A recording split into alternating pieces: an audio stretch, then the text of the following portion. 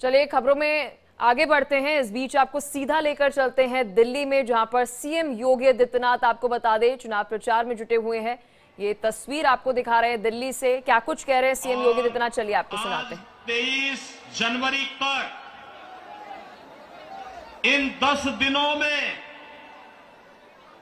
10 करोड़ श्रद्धालुओं ने प्रयागराज में मां गंगा, मां यमुना और मां सरस्वती के त्रिवेणी के संगम में पावन स्नान करके पुण्य के भागीदार बने हैं। आप प्रयागराज में जाएंगे तो अच्छी शानदार सड़कें मिलेंगी, कहीं गंदगी नजर नहीं आएगा, बिजली पूरी मिलेगी,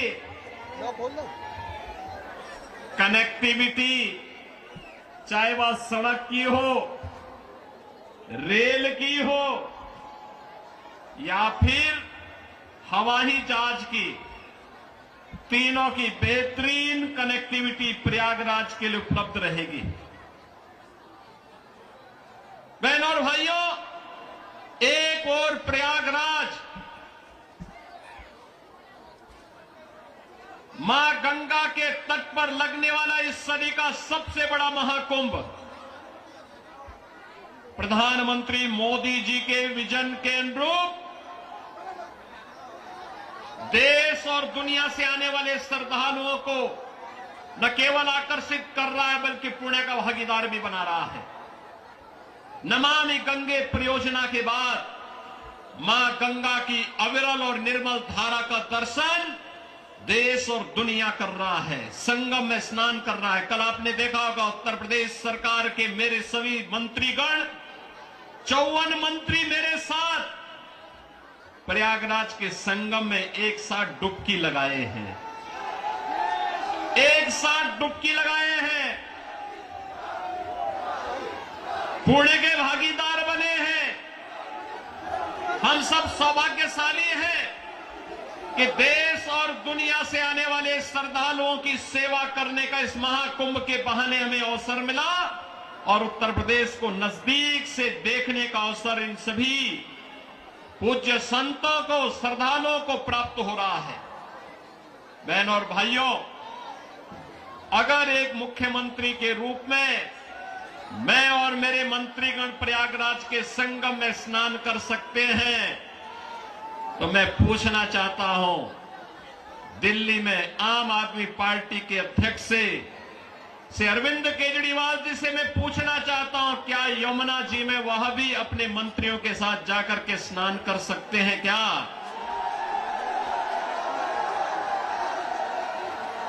अगर उनमें नैतिक साहस है तो उनको इसका जवाब देना चाहिए। यमुना मैया को एक गंदे नाले के रूप में बदलने का अपराध क्या उन्होंने किया है कि नहीं किया है? और अगर वह व्यक्ति इस बात का अपराधी है तो फिर मुझे नहीं लगता है कि जनता जनार्दन की इस अदालत में उन्हें कोई माफी दी जानी चाहिए। वो माफी के हकदार नहीं हो सकते। बहनों और भाइयों, आज जब हम लोग दिल्ली की स्थिति को देख रहे हैं, ये राष्ट्रीय राजधानी है और राष्ट्रीय राजधानी में एनडीएमसी के क्षेत्र को छोड़ दे, शेष दिल्ली में क्या स्थिति है सड़कों की, शेष दिल्ली में क्या स्थिति है सीवर की, शेष दिल्ली में क्या स्थिति है स्वच्छता की और क्या स्थिति है पेयजल की। ये बुनियादी सुविधाएं होती हैं, ये बुनियादी सुविधाएं होती, हर नागरिक का अधिकार होता है इन सभी सुविधाओं पर। याद करिए, आज से एक दशक पहले तक लोग याद करते थे, सुविधा प्राप्त करने के लिए दिल्ली आने की बात करते थे, सुविधाओं के लिए दिल्ली आते थे। अच्छी सड़क देखनी हो, मॉडल देखना हो, मेट्रो का मॉडल जो सर्दार अटल बिहारी वाजपेयी जी ने प्रारंभ किया था, उसे देखने के लिए पूरा देश दिल्ली आता था। सड़कों की बात होती थी, दिल्ली आता था। स्वच्छता की बात होती थी, दिल्ली आता था। कोई नया कार्य होता था, उसको देखने के लिए लोग दिल्ली आते थे। लेकिन बहनों और भाइयों, आज क्या स्थिति है, क्या बना दिया है? सड़क पे गड्ढा है या गड्ढे में सड़क है, कोई पता ही नहीं लग रहा है। मैं जब से चल रहा हूं यही दिल्ली के अंदर देख रहा हूं। बहनों और भाइयों, ये हमने खिलवाड़ करने की छूट एक व्यक्ति को और उनके गिरोह को क्यों दे दी है? स्वच्छता की स्थिति कितनी दुर्गतिपूर्ण है। कूड़ा का ढेर पड़ा हुआ है, गंदगी का ढेर पड़ा हुआ है। दिल्ली राष्ट्रीय राजधानी के अंदर इस प्रकार की दुर्गति हो, सीवर बह रहा सड़कों पर, हमारे वाहनों को भी उसी सीवर के बहते हुए सीवर से गुजरना पड़ा। और अभी तो पेयजल का भीषण संकट आने वाला है। दिल्ली में आम आदमी पार्टी की सरकार का पाप का भुक्तभोगी हमारी पावन मथुरा वृंदावन के श्रद्धालुओं को और संतों को भी उठाना पड़ता है। वहां मां गंगा एक गंदे नाले में बदल करके जाती है। जब भी नमामि गंगे परियोजना के अंतर्गत मां यमुना की शुद्धता की बात आई, स्वच्छता की बात आई, तो अरविंद केजरीवाल एंड कंपनी ने कोई सहयोग नहीं किया। ये सहयोग नहीं करना चाहते,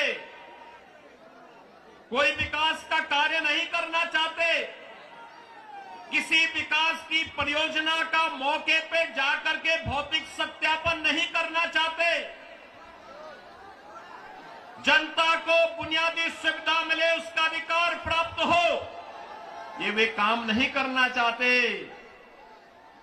इनका तो एक ही कार्य है, प्रातः काल होते ही सोशल मीडिया पर झूठे ट्वीट करना, झूठी फिल्मों का प्रदर्शन करना,